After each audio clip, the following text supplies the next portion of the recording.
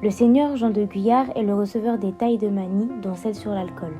En plein milieu du règne de Louis XV, il est de bon ton de recevoir, quand votre fonction voire vos obligations vis-à-vis du roi attirent bien des gens en quête de reconnaissance.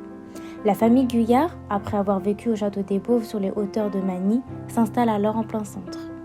Jean Guyard mène une vie professionnelle très prenante qui sera la cause d'une rupture d'anévrisme qui le paralysera, puis entraînera son décès à l'âge de 58 ans. Il est dit que le magnifique jardin côté nord conçu un siècle auparavant à la demande de son ancêtre fut ce que cette magnifique demeure sut lui offrir à la vue durant ses derniers jours.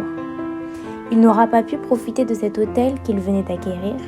Dans son testament, il légua tous ses biens à son neveu Jean-Antoine Guyard de Boismont, qui devint alors receveur des tailles de Magny, qui, pour y marquer son empreinte, fit forger le monogramme de son nom sur les balcons de la façade sud. Par la suite, l'hôtel de Brière fut encore revendu plusieurs fois pour finalement être acheté par la ville de Magny-en-Vexin dans les années 80.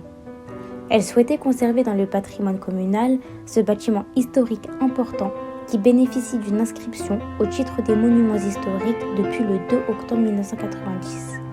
Depuis ce rachat, plusieurs projets de réhabilitation furent proposés, mais aucun ne vit le jour.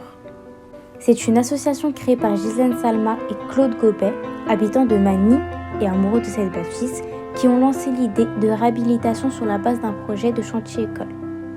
Ce chantier permettra d'une part de redonner vie à un monument unique au cœur de la commune et d'autre part à des jeunes d'accéder à des formations qualifiantes et diplômantes dans les métiers du bâtiment et de la rénovation de l'ancien.